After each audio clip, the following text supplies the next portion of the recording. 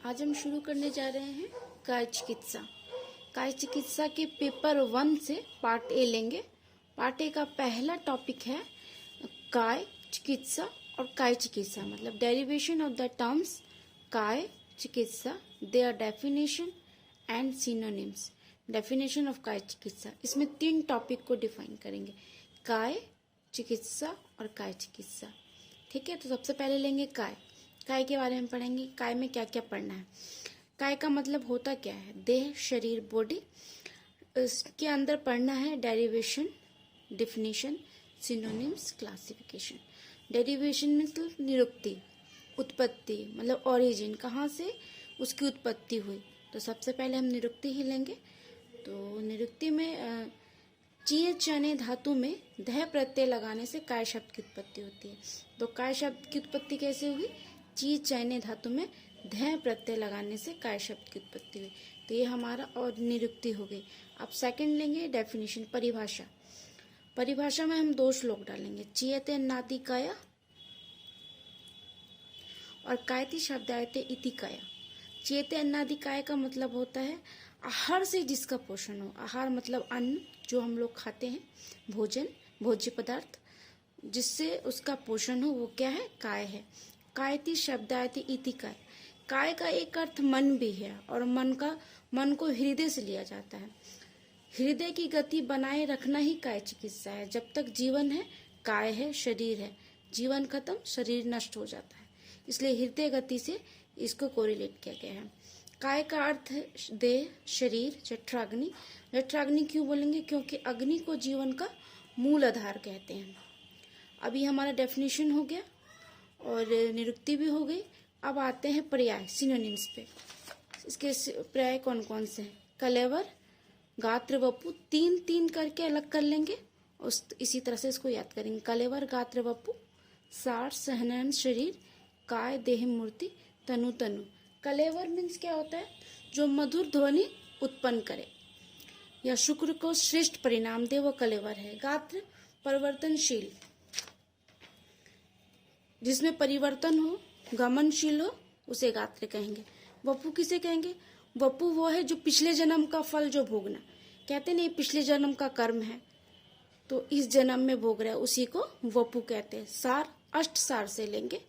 और सनहन मतलब होता है चयापचय मतलब मेटाबॉलिज्म। शरीर किसे कहेंगे, प्रतिक्षण धीरे धीरे ये छीन होती रहती है, इसलिए इसे शरीर कहा जाता है। काय, चीयते अन्नादि भीरति काय मतलब अन्न, आहार से जिसका पोषण हो वो काय है। देह, देह जिसका संवर्धन हो उसे देह कहते हैं।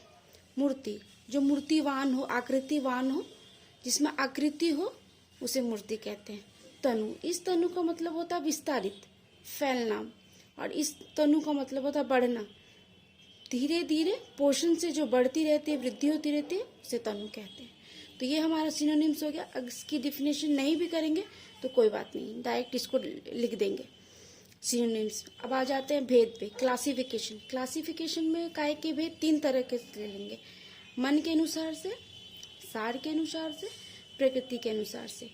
अब मन के अनुसार से आ जाता है मन सात्विक, रासिक, तामसिक मतलब सत्वरजतम। अब सात्विक में 7 है, रासिक में 6 है, तामसिक में 3 है। अब इसको डिकोड कैसे करेंगे, BMW CRYG, ये कोड डाल के इसको डिकोड करेंगे। BMW CRYG या BMW कार YG भी बोल सकते।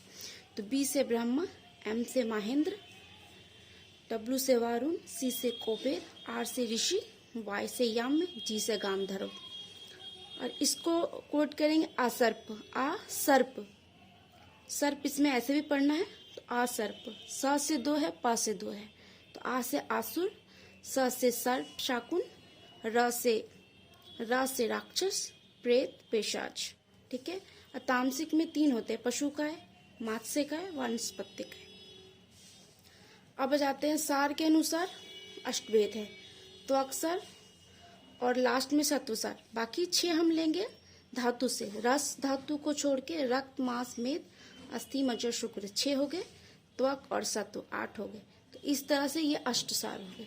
अब आ जाते हैं प्रकृति के अनुसार। प्रकृति के अनुसार 7 है। वातज पित्तज कफज, जो हम लोग फर्स्ट ईयर में भी पढ़े हैं।